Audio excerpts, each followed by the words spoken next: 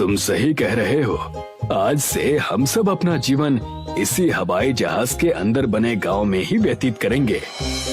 सारे गांव वाले उसी दिन से हवाई जहाज के अंदर स्थित जादुई गांव में अपना जीवन व्यतीत करने लगे। एक दिन सुधा उस गांव में टहल रही थी कि तभी उसकी नजर एक जेल पर पड़ी। सुधा चौंकते हुए मुखिया से कहती है, मुखिया जी, जादुई गांव में इस जेल का क्या काम है? अगर यहाँ पर जेल है सुधा, तो इसका कोई तो काम जरूर होगा। समय आने पर इसका भी पता चल जाएगा।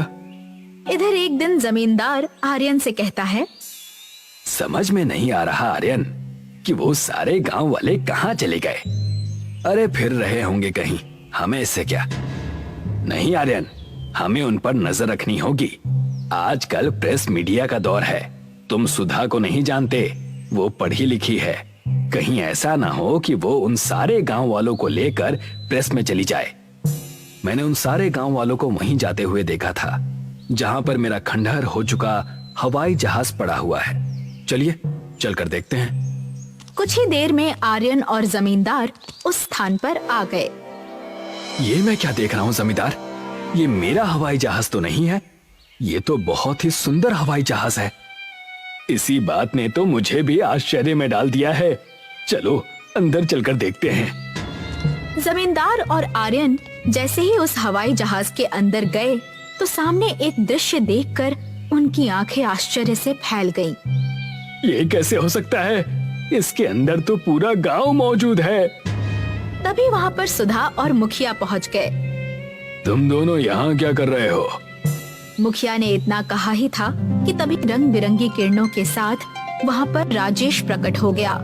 ये देखकर सुधा चौंकते हुए कहती है, राजेश, तुम तो मर चुके हो। हाँ सुधा, और मुझे मारने वाला कोई और नहीं बल्कि जमींदार और आर्यन ही हैं। जो ट्रक मुझे टक्कर मार कर गया था, वो ट्रक इन दोनों का ही था। इन दोनों ने मेरे और गांव वालों के साथ धोखा किया।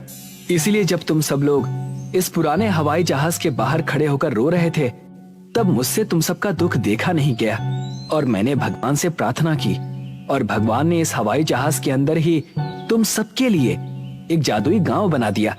तुम जानती हो इस जादुई गांव में जेल किसके लिए थी? किसके लिए? इन दोनों के लिए। अब ये जीवन भर इसी जादुई गांव की जेल में रहेंगे, भूखे प्यासे, ताकि ये बाहर की दुनिया में किसी को भी मूर्ख ना बना पाए। राजेश ने इतना कहा ही था कि तभी जमींदार और आर्यन ने स्वयं को जादुई गांव के अंदर बनी हुई जेल में पाया और राजेश रंग बिरंगी किरणों के साथ गायब हो गया। जमींदार और आर्यन ने फिर अपना सारा जीवन जादुई हवाई जहाज के अंदर मौजूद जेल में ही बिताया।